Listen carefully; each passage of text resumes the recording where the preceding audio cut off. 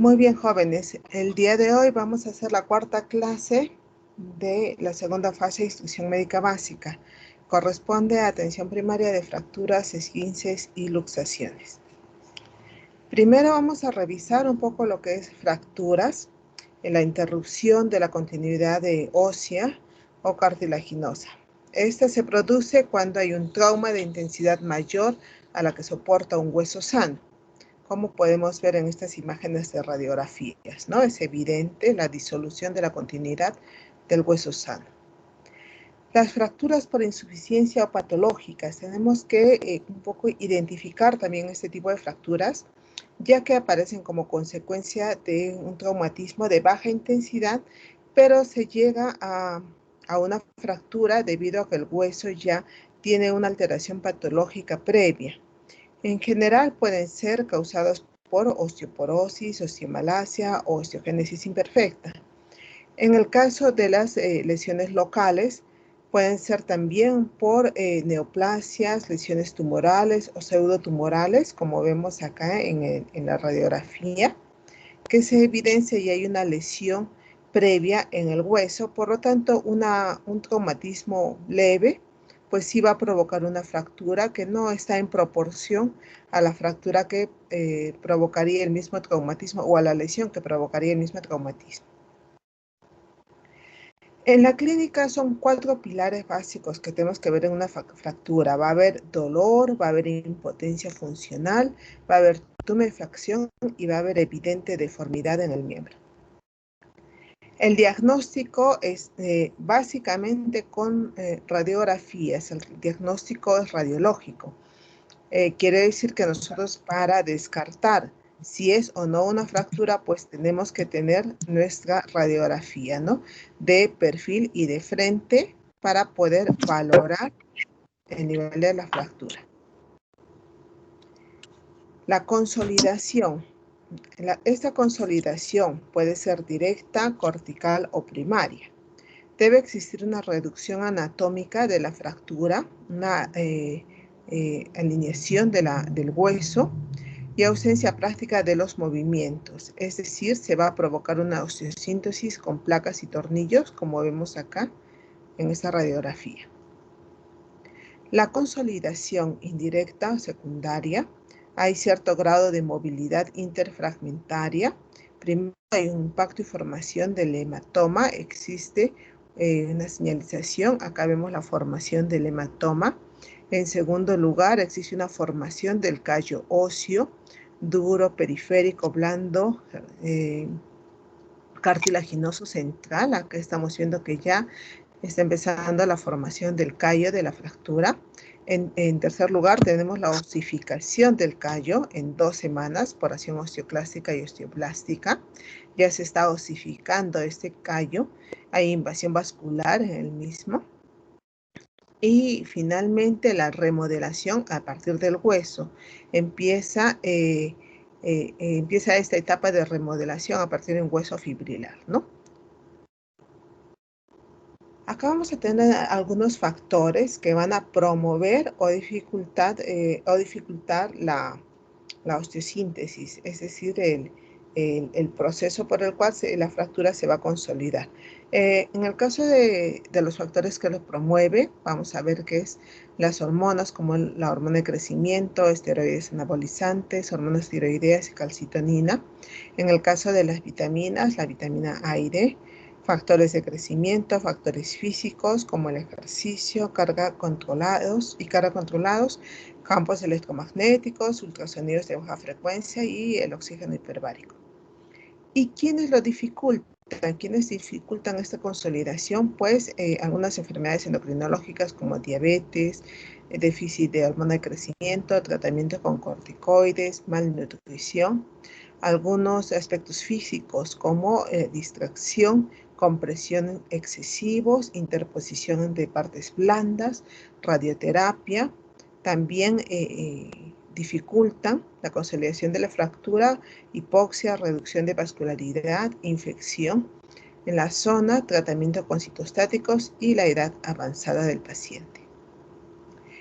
Tenemos que también tomar en cuenta que hay injertos y sustitutos óseos. En el caso de los injertos osteogénicos, poseen células y factores de crecimiento. En el caso de los osteoinductores, tienen sustancias que estimulan la formación ósea.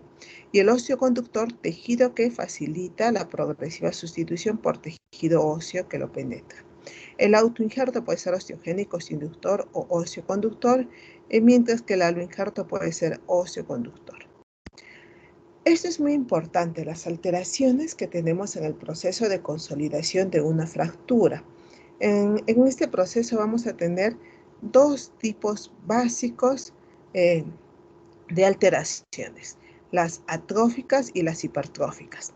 En el caso de las atróficas vamos a ver que la localización típica es en diáfisis de húmero, mientras que en la hipertrófica es en diáfisis distal. La causa, generalmente en la atrófica, es mala vascularización en el foco. Y en la hipertrófica, excesiva movilidad en el foco. En la clínica, en la atrófica no logra consolidar después de 6 meses. En cambio, en la hipertrófica puede darse un similar comportamiento solo en esta clínica. En la radiología también es muy importante la diferencia. En la atrófica vemos la figura en hoja de sable y en hipertrófica en pata de elefante.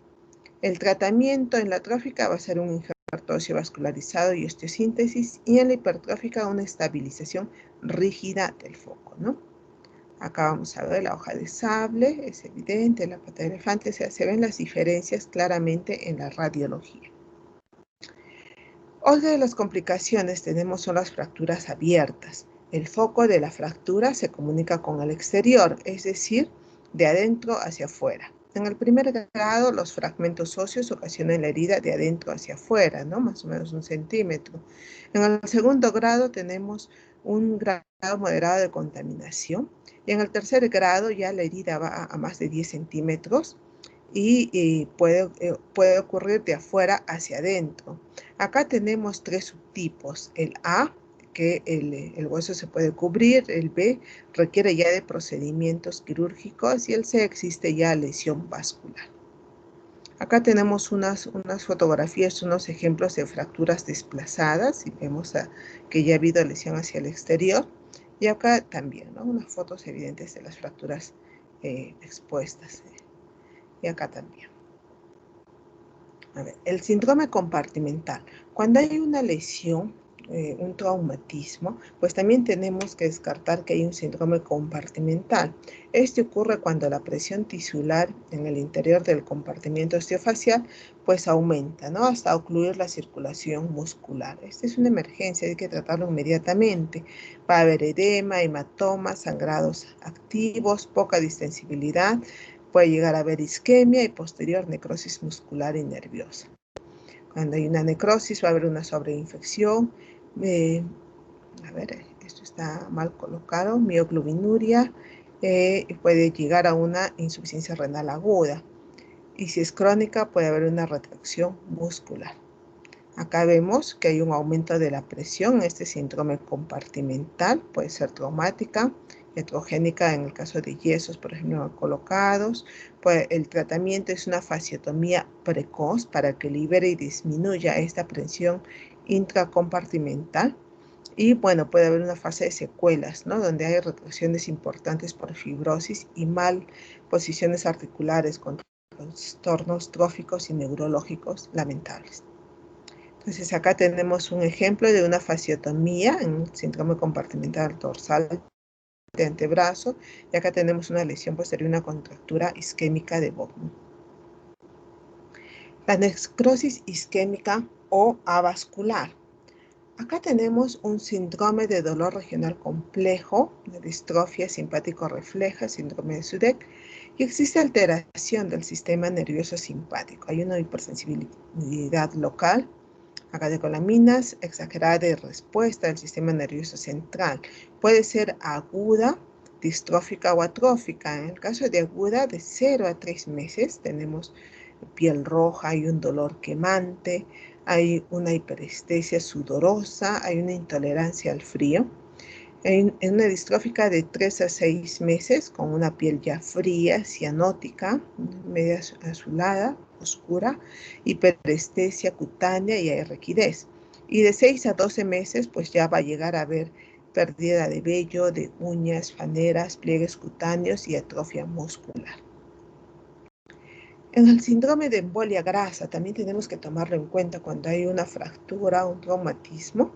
Se relaciona a las fracturas cerradas de huesos largos, se puede dar al cabo de horas o días, puede llegar a haber una insuficiencia respiratoria, alteración fluctuante del nivel de conciencia, petequias en tórax, cara y conjuntivas, presión de oxígeno menor a 60 milímetros de mercurio.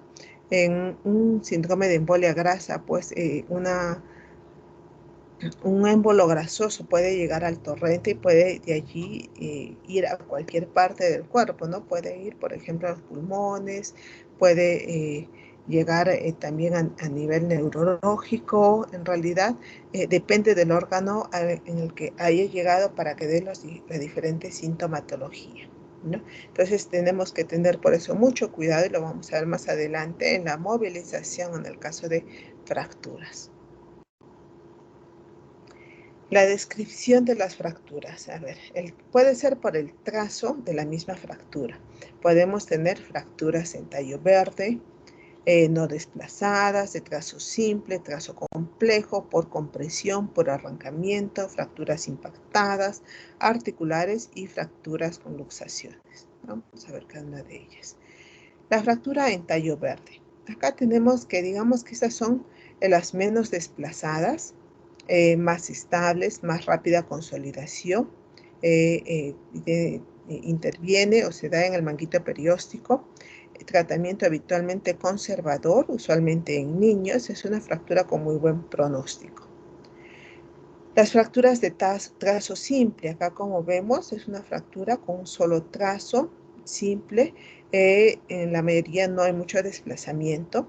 Acá en las fracturas de trazo complejo vemos que ya hay más de un trazo, a veces hay minuta inclusive, son varias lesiones, son varias porciones óseas y es más fácil de desplazar, ¿no?, que la de trazo simple. Las fracturas por compresión, por aplastamiento, la más común es en los cuerpos vertebrales, como vemos en esta figura. Las fracturas por avulsión, ¿no?, en las caras articulares, acá vemos en esta zona, para eso nos van a ayudar mucho las radiografías en varios ángulos, no solo la radiografía frontal. Fracturas impactadas, acá vemos también cómo está en la figura. Fracturas articulares, nos van a lesionar la función articular, en este caso, en este tipo de fracturas. Y de acuerdo al nivel de la fractura, también vamos a ver en los huesos largos, que puede ser en epífisis, metáfisis, diáfisis y placa epifisiaria, ¿no? En estos tres lugares, en estos 4 lugares, perdón, vamos a tener los diferentes niveles de fractura en huesos largos. Ahora vamos a pasar a esguinces.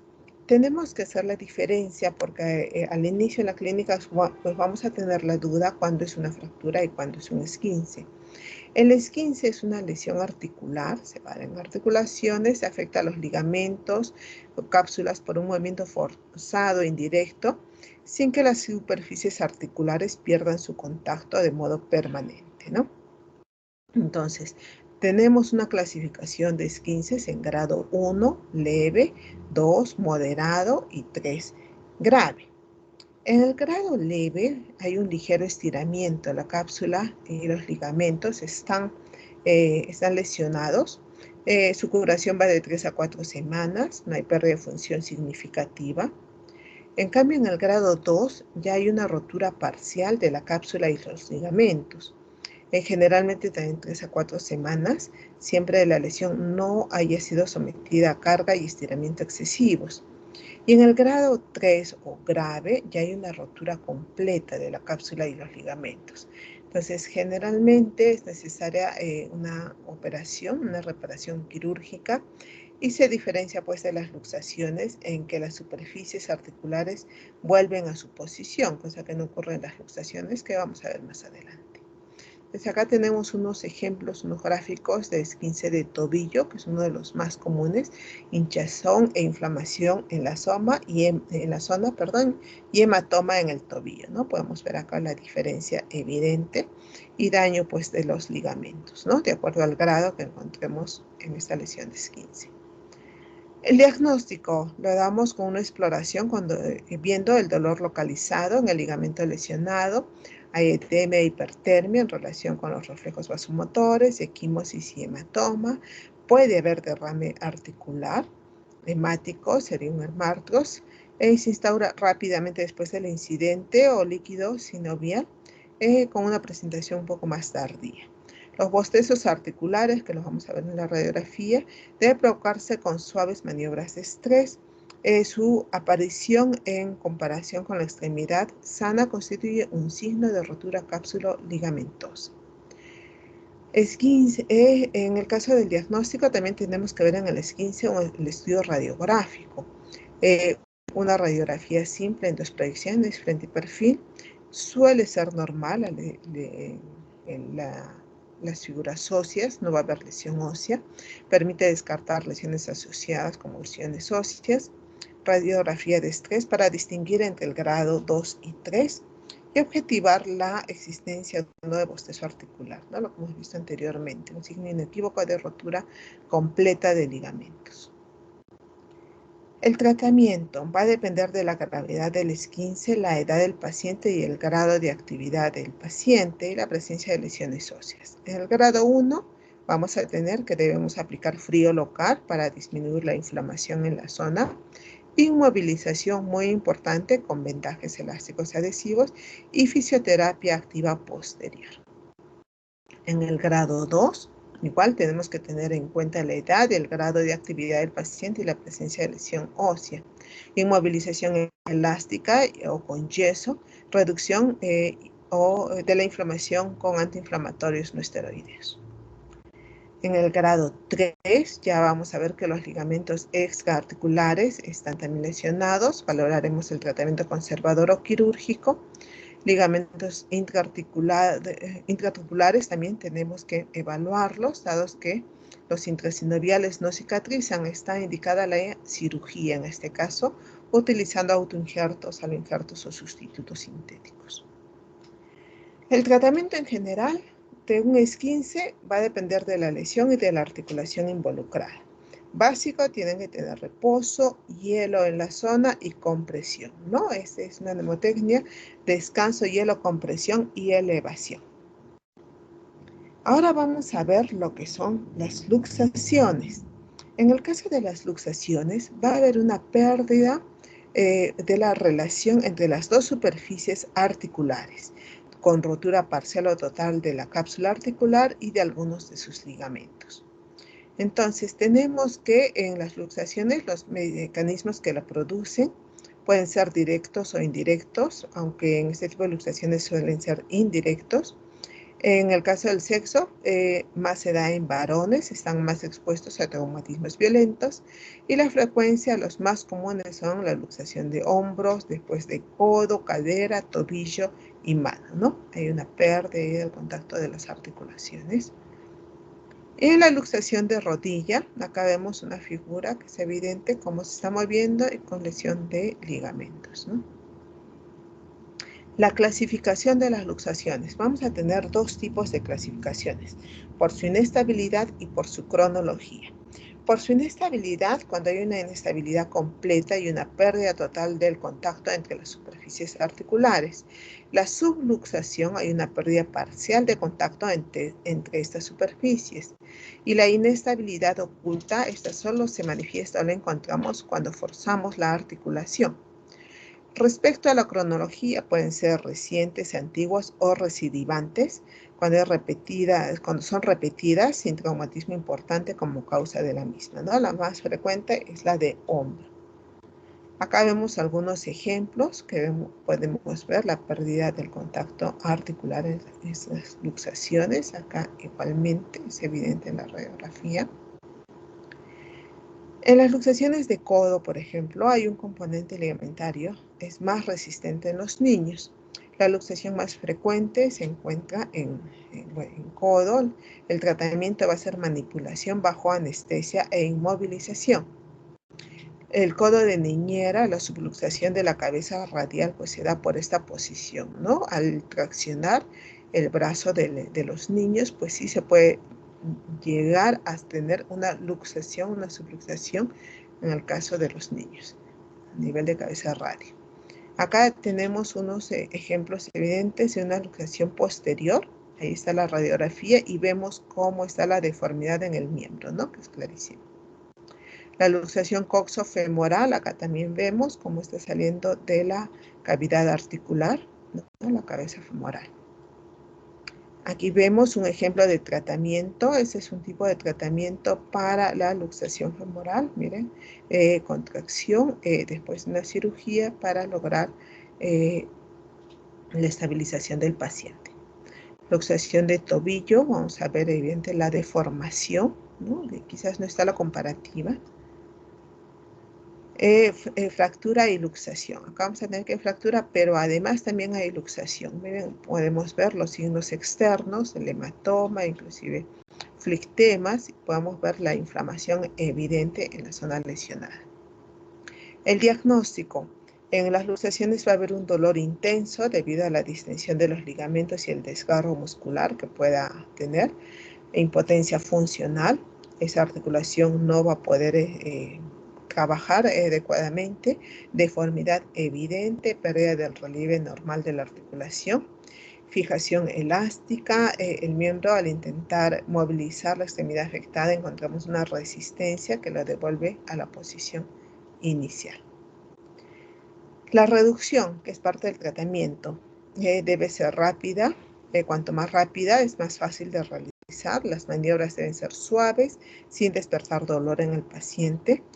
Casi siempre necesitamos anestesia general. En el caso particular, sobre todo de hombro y codo, es posible sin anestesia y sin dolor.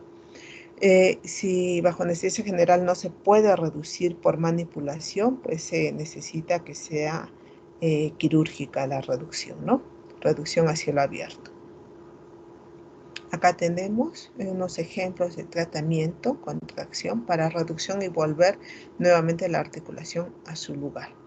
La inmovilización debe ser prolongada para evitar recidivas. Recuerden esto, las que afectan a la extremidad superior, pues generalmente requieren un periodo de 3 semanas. En cambio, cuando es de extremidad inferior, se requieren 6 semanas, se requiere más tiempo. Recuerden esta diferencia, ¿no? Entre extremidad superior e inferior. El tratamiento funcional después del periodo de inmovilización, pues necesitamos hacer ejercicios de rehabilitación y recuperación para mejorar o para recuperar la movilidad articular y combatir la atrofia muscular existente, ¿no? Por la inmovilización que tuvo el paciente. El riesgo vital en horas puede ser el riesgo, en el caso de un politraumatizado, pues por lesión visceral con o sin fracturas. Y el riesgo vital puede ser en días en un polifracturado, cuando hay 2 o más fracturas sin lesión visceral.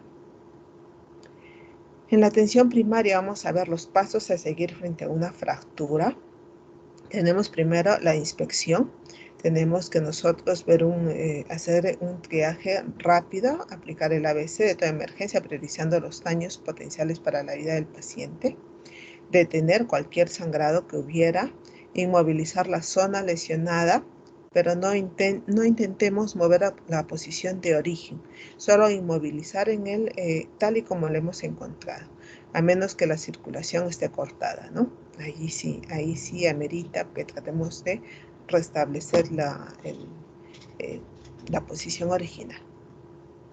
Acá tenemos varios tipos de férulas para inmovilización, con entablillado en cabestrillo, piernas con tablillas acoginadas. Esto ustedes ya lo deben haber visto un poco más en la práctica, ¿no? Cómo hacer las férulas, los diferentes tipos de férulas. Acá tenemos férula de antebrazo, la férula de brazo superior, algunas imágenes para que les ayuden. También debemos tener en cuenta que se debe retirar todo lo que ocasione presión, ¿no?, en la zona lesionada, como relojes, pulseras, anillos, rápidamente, porque cuando se empiecen a inflamar los tejidos, pues va a ser muy difícil retirarlos. Hay que comprobar que esté la circulación sanguínea no alterada, ¿no? Hay que colocar hielo en el área lesionada para disminuir la inflamación y la hinchazón. También debemos de tratar de prevenir un shock. Por lo tanto, tenemos que darle analgésicos a la víctima para el dolor. El dolor de hueso en una fractura, que tenemos una fractura, es uno de los dolores, digamos, más graves, ¿no? Más fuertes. El dolor de ruptura de periósteo es un dolor muy, muy fuerte. Por lo tanto, el paciente sí puede tener un shock neurológico. Entonces, tenemos que tratar el dolor en estos pacientitos y trasladar al paciente a un establecimiento de mayor nivel donde pues, demos el tratamiento por el especialista, ¿no? Usualmente el traumatólogo. Ahora vamos a ver un tema también que corresponde a esta clase, que es el sondaje vesical. El sondaje vesical vamos a tener que es la inserción de la sonda vesical a través de la uretra hasta el interior de la vejiga. ¿Qué es lo que buscamos en el sondaje vesical? Pues facilitar el drenaje de la orina para aliviar la retención crónica de la orina. Obtener un continuo drenaje vesical durante el pre-, trans y postoperatorio, ¿no? Facilitar el drenaje de orina en pacientes con disfunción neurogénica vesical y determinar el drenaje exacto de orina en pacientes críticos, ¿no? Acá tenemos un ejemplo, cómo se colocan o cómo va colocada la sonda vesical con este globo para que no pueda retirarse y para que ayude a eliminar toda la cantidad urinaria, ¿no?, en las bolsas colectoras de orina. Indicaciones en pacientes con estado hemodinámico inestable, en el estado periodo pre-, trans y postoperatorio, pacientes que no tienen control de esfínter urinario, con retención urinaria aguda, que cuando queremos vaciar completamente la vejiga para un parto, para tomar muestra de orina estéril en pacientes que no tienen control voluntario de vejiga, o que la orina esté expulsada, que expulsan esté contaminada. En estudios como cistomanometría, examen citoscópico, ureterografía y cistografía. Contraindicaciones absolutas: la presencia de lesiones anatómicas en la uretra, ¿no?, que dificulte que pase el catéter. En pacientes con lesión uretral comprobada por la presencia de sangre en el orificio externo de la uretra con desplazamiento prostático o hematoma perineal. En los procesos como uretritis, cistitis, prostatitis aguda debido a la posibilidad de desencadenar una bacteriemia. Y las contraindicaciones relativas son la infección del tracto urinario, pacientes con diabetes mellitus o pacientes inmunocomprometidos. Muy bien, jóvenes. Entonces, con este tema hemos terminado la cuarta clase de esta segunda fase para continuar inmediatamente con las preguntas, ¿no? Si ustedes tuvieran alguna pregunta o duda,